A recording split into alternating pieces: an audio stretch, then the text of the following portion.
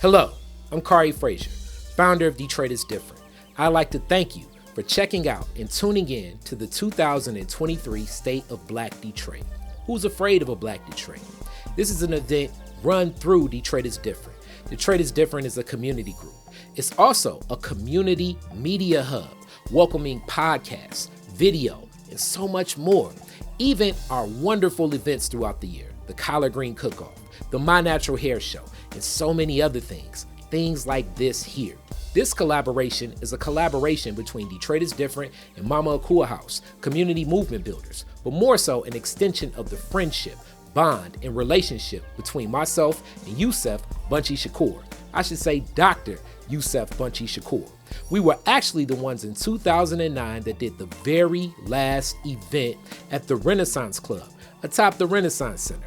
It was Kwanzaa at the Renaissance. And since then, we've done so many more things, so many other things. So we welcome you to meet so many of the other people that support community and a lot of the works connected to Detroit is Different, but connected to stronger works, not just in Detroit, not just in Michigan, even in the nation and even internationally. This will be a wonderful event to set the tone for you all to get practical solutions in ways that we're already engaging. Things that we've witnessed. And when we say who's afraid of a Black Detroit, it's more so dealing with everything we've dealt with, but ways we've overcome it. You're gonna get some different perspectives, but more so, you're gonna get what I call knowledge, AKA in the streets, the game on what you need to do. So with this, I want you to sit back and know it'll be powerful. If you like to give and get in a last minute donation for 2023 so you can get back some more money and support what we're doing, please make that donation to Detroit is Different Community Group, 501c3. This is going to be fun, and it's going to already start off with somebody that's so connected to community that you may not know, but I definitely know he's an entertainer. Hey, this your boy Foolish, and it's the State of Black Detroit. Y'all better listen up. Have, as we talk about generations next, the next generation as we roll through and keep this moving is a young brother that does a whole lot in a whole lot. We're talking Generation Z. One of the things that we definitely listened to a whole lot with the last presentation was people were like, we got to talk about some of the young people, and the young people ain't doing enough, and will young people connect, and where are the young people at? So this brother was actually here last year and just kind of soaking up some game. And he's definitely connected to community. Mr. Jerjuan Howard. Let's see. And I just recently did his Detroit is Different interview. Neighborhood for show. Committed, definitely, and connected. So without any further ado, Mr. Howard, how you feeling today? Feeling good, man. Peace. All right. So we're going to get into your questions, man. Generation Z is something that people often have a lot of takes on, you know what I'm saying? And it's spoke about, and then it's like, why aren't the young people doing what we used to do? Why aren't the young people this? Why aren't the young people that? And I'm sure you hear this a lot, but you're definitely somebody from college and even before college, as we talk about community, that connects. So we're going to go right into it. In what ways have you found working in our community has helped you personally in life, intrinsically and extrinsically? So, man, I think so intrinsically, just for me, what working in our community does, I think it kind of helps me kind of lean within to my family and how I was kind of brought up.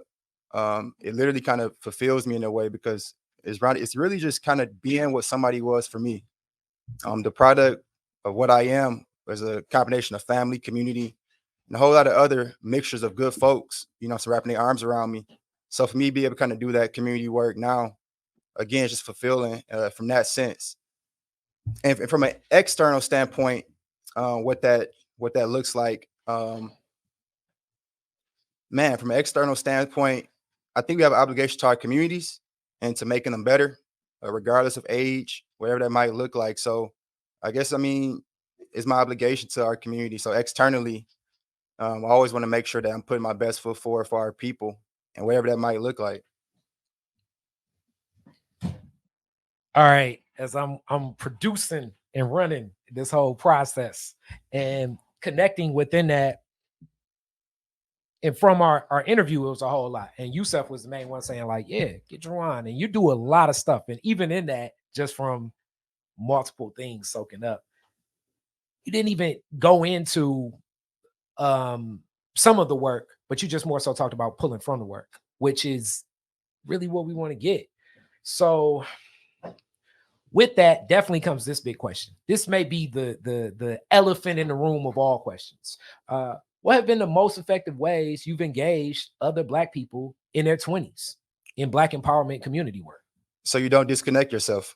I think oftentimes, there's a disconnect between the young people and generation and things like that, because there's a disconnect, right? Like, I look and dress and walk and talk like a 26-year-old Black man from Detroit, right? You know what I'm saying? I still have like grounded principles. I'm from Pearson and Schaefer, you know what I'm saying? Like, and that's where we do most of our work at. Other 20-year-olds are in that space as well. So just putting my head down and, of course, leaning on like the history and everything that was built up to this point for our people, but literally just being present and not separating myself, and literally just being around the folks that I want to connect with and that I need in this fight. You feel me? Like I said, I don't disconnect myself. And ultimately, I mean, what I've come to find out is that a lot of young folks are into this type of work as well. They just haven't found their circle of people to do it with. Again, I think Detroit, there's so many different Detroits. This is one big Detroit, but there's a conscious community, a political community, economic community, a young people crowd. What I found has been effective in this work and engaging the young people, the 20-year-olds and under, it's just not separating myself, and literally me being kind of headstrong enough to think that like Black progress, I'm willing to work with or against whoever to make it happen in my community and the spaces that I'm in. And through that kind of mindset, I've attracted people that are, you know what I'm saying, in my demographic. And with that definitely comes some of the other balance. And in that balance, you know, the fear topics, you know, what are some of the unforeseen challenges you faced if you've worked personally to empower the community? So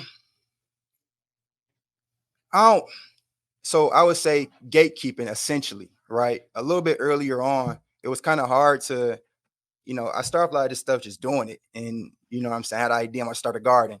I'm gonna start a debate league. We're gonna do it. And, you know what I'm saying, there's barriers along the way that I didn't necessarily expect, considering Detroit is the way it is in terms of the Blackness and everything else. But that was unforeseen, something that I kind of didn't expect. But that quickly, as I kind of, again, like just kept doing the work, we found ways to get around those gatekeepers and find folks like yourself, like Yusef, you know, many other people who've been able to embrace us and still make stuff happen. So initially, one of the unforeseen circumstances was the gatekeeping and not being able to, you know, work with, I guess, the older generation of folks or next generation of folks. But that quickly was bypassed as I kind of leaned more into the work and found folks that was doing it just like me. All right. And you answered the question within it for 2. So now just, I guess, comes up to 3. What have you learned and what are you still learning as you face these challenges? Man, so our issues are complex, very, very complex. And so although I focus on the youth and I focus on a specific neighborhood, whatever the case may be, and I knew this already getting into the work, but you can't talk about child education without talking about the economics of that community, or without talking about, you know, what the social conditions are of that community. So essentially, one of the biggest things, and I'm sure anybody who organizes or does any type of work in the city, these things overlap. And so they require a multitude of folks coming together to solve that problem, because the problems are across many different industries, if you want to call them that. So that's, I mean, answering the question, that's it in itself. Just having to work with many different folks and then understanding that all this stuff is tied in and connected, where I might be, again, progressing the youth into some capacity, but they go home to a whole entire community. You know what I'm saying? That community has to be taken care of as well. And I might not be in that community. So I'm gonna have to work with somebody in that community to make sure that child is still getting what they get, you know what I'm saying, the educational standpoint, as well as when they go home, to whatever conditions those may be. So it's just a constant collaboration that must take place with everybody in all industries, essentially. Hats cocked right, soldiers got my back. Plan in effect that we fighting to the death. Got my black fist stuck, my black fist stuck. Got my black fist stuck, my black fist stuck.